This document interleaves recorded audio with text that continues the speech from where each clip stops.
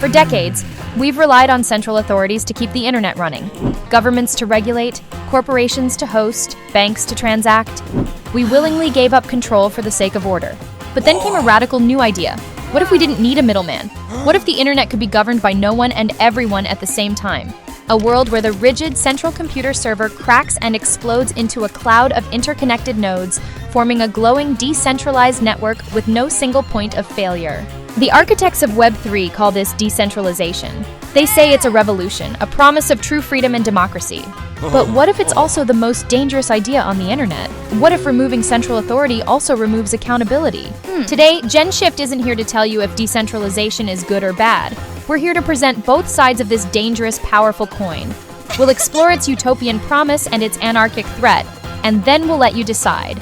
Are you ready to face the future of the internet with all of its liberating potential and terrifying risks? Hit that subscribe button now to join us in decoding the technologies shaping our world.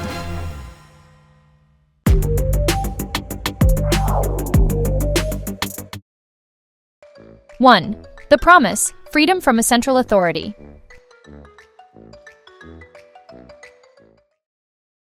To understand the promise of decentralization, let's start with a simple analogy. Think of the difference between Microsoft Word and Google Docs. A Word document is centralized. It lives on one computer. To collaborate, you email copies back and forth, creating different versions, never sure who has the final one. A Google Doc, however, is decentralized. Everyone shares one single live version. It's a shared source of truth, updated in real time for all to see. Blockchain technology takes this concept and applies it to everything: money, data, even organizations themselves. It creates a distributed ledger, like a giant public notice board, where every transaction is recorded permanently and transparently for everyone to verify. This seemingly simple shift from a private file to a public ledger is the foundation for a radical new vision of freedom. Its most powerful promise is censorship resistance. Imagine a dissident journalist in an authoritarian country trying to expose corruption. On the old internet, their website can be shut down, their bank account frozen, their voice silenced by a single government order. But on a decentralized network, their work can be published to a blockchain, a ledger distributed across thousands of computers worldwide. No single entity can erase it. It becomes part of a permanent, immutable archive, a shield against those who wish to rewrite history. This isn't just a technical feature, it's a direct response to a generation's deep-seated distrust of concentrated power, whether it's a government censoring speech or a corporation selling your data without your consent. This idea of wresting back control extends to how we build and create. Enter the Decentralized Autonomous Organization, or DAO.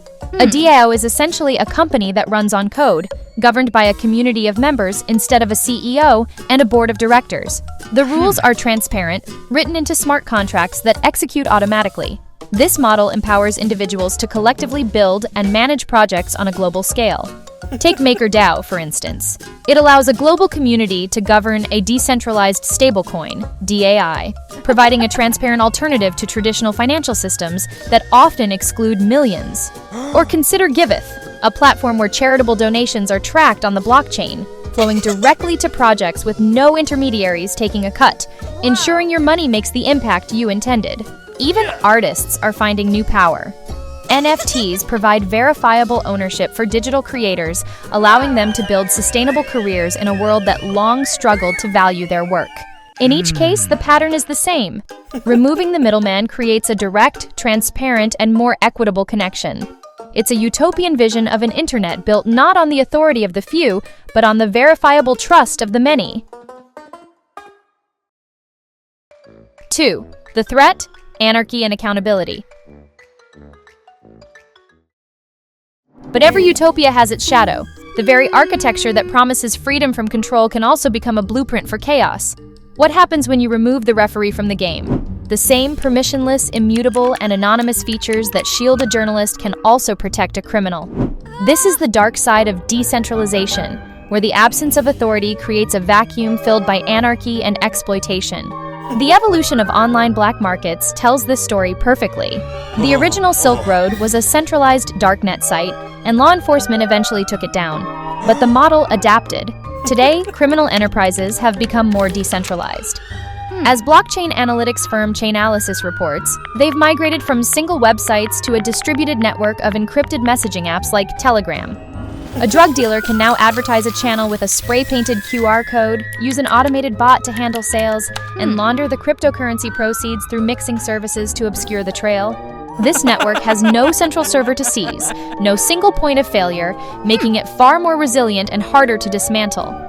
While illicit activity remains a fraction of all crypto transactions, its scale is staggering, with now defunct markets like Hydra having processed billions of dollars for drugs, stolen data, and cyber attack for hire services. The threat isn't just from outside criminals. It can come from within the system itself.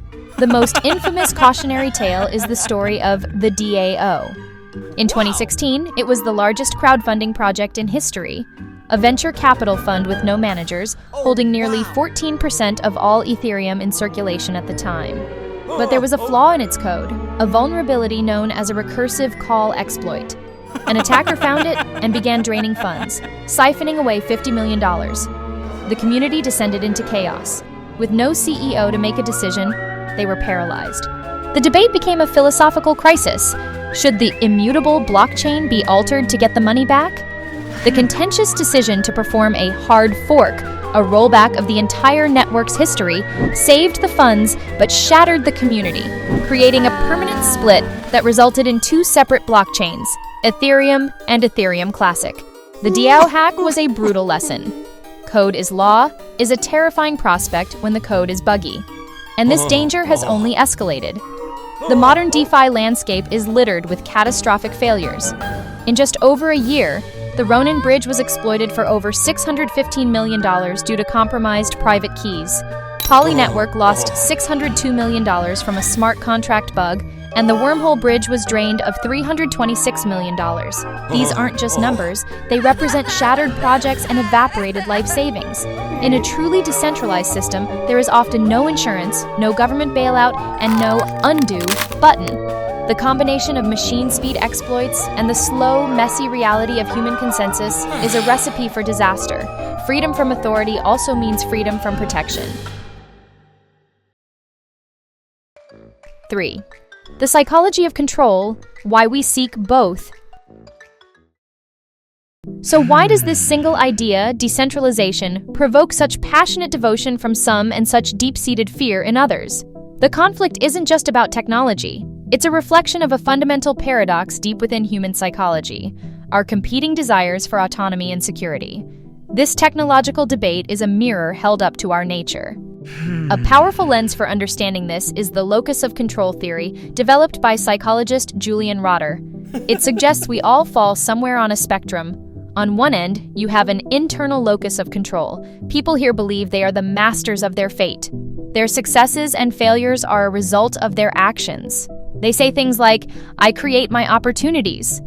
On the other end is an external locus of control. These individuals believe their lives are shaped by outside forces, luck, fate, or powerful institutions. They might say, "There's not much I can do about my future." Decentralization is a technology built for and by people with a strong internal locus of control. It promises ultimate agency, the ability to control your data, your assets, and your destiny. It's no surprise that academic studies have found a significant correlation. Individuals with a higher internal locus of control show a greater propensity to adopt new technologies because they believe their efforts can lead to better outcomes. This explains the almost religious zeal of Web3's biggest advocates. For them, decentralization isn't just a better way to send money, it's the technological embodiment of their entire worldview. It also explains why mainstream adoption is so challenging. Many people are psychologically more comfortable with an external locus. They want a bank to call when they lose their password. They want a central authority to provide a safety net. The idea of total self-reliance is not empowering. It's terrifying. Our perception is further skewed by powerful cognitive biases. For proponents, the halo effect is in full force. This is our tendency to let a positive impression in one area color our judgment of everything else. The halo of decentralization is the promise of freedom, empowerment, and a more equitable world. This bright, shining halo can be so alluring that it blinds us to the very real risks of bugs, exploits, and chaos, causing us to dismiss catastrophic failures as mere growing pains, rather than potential design flaws. For critics and the general public, the negativity bias dominates. This is our brain's evolutionary wiring to give more weight to bad experiences than good ones. It's a survival mechanism. Our ancestors had to be hyper-aware of threats. As a result, one $600 million hack generates far more headlines and emotional impact than the millions of successful, seamless transactions that happen every day. The media amplifies this because if it bleeds, it leads. This is why the conversation around Web3 is so often saturated with fear, uncertainty, and doubt. We aren't having a rational debate about pros and cons. We're witnessing a clash of psychological profiles, where one side is captivated by the halo of freedom and the other is paralyzed by the specter of risk. 4. Finding a middle ground. The future of trust. So if pure centralization is brittle and pure decentralization is fragile, where do we go from here? The future likely isn't a binary choice between the corporate web we have now and a completely anarchic alternative. Instead, the most promising path forward lies in synthesis, in finding a middle ground that balances the liberating power of decentralization with the need for order and accountability. The true innovation isn't about eliminating all authority, but about creating new, more transparent, and voluntary forms of it. One of the most practical solutions emerging is the concept of hybrid governance models. Think of it like this. A central, trusted team might be responsible for core security protocols and emergency patches, functions that require speed and expertise. Meanwhile, the broader community retains the power to vote on treasury spending, new features, and the long-term direction of the project. This approach blends the best of both worlds: the efficiency and accountability of a centralized structure for critical operations with the democratic engagement of a decentralized community for strategic decisions. Platforms like Aragon are already building the modular tools that allow organizations to design these custom, balanced governance systems, moving beyond a one-size-fits-all approach. But how do you solve the problem of anonymity fueling bad behavior? A groundbreaking solution is self-sovereign identity, or SSI. SSI is a new model where you, the individual, own and control your digital identity. Instead of your data being held by Google or Meta, you hold verifiable credentials, like a digital passport or a university degree, in your own private, secure wallet. This enables a new form of accountability. Imagine a decentralized financial platform that requires participants to prove they are a unique human by presenting a verifiable credential, without revealing their real-world name or address. If that user exploits the protocol, their credential can be revoked, effectively locking them out of the ecosystem. This creates real-world consequences for bad actions without resorting to the total surveillance of a centralized system. It's a middle ground between absolute anonymity and absolute control. This brings us back to our core question: is decentralization dangerous? In its most dogmatic, absolute form, yes, it can be. But as a tool, it remains one of the most powerful ideas for building a more transparent and equitable digital world. The real danger lies not in the technology itself, but in the ideological purity tests we apply to it. The future of trust isn't about removing humans from the loop or blindly trusting an infallible code. It's about using this revolutionary technology to design better, more resilient, and more accountable systems for human cooperation. The challenge is not to achieve total decentralization, but to find the right degree of it for the world we want to build. Conclusion. Decentralization is a two-sided coin. On one side, the promise of a world free from censorship and centralized control, a world of true individual empowerment. On the other hand, the threat of chaos, where the absence of rules invites crime and the lack of accountability leads to ruin. The future of our digital lives depends on our ability to understand and navigate this profound trade-off. It's not a simple choice between freedom and order, but a complex search for the right balance. And that balance is something we must all decide on together. What do you think is the right balance? Where do you draw the line between freedom and control? Let us know your thoughts in the comments below. And if you want to keep decoding the technologies that are shaping our world, make sure you subscribe to GENSHIFT for more deep dives that empower you to face the future.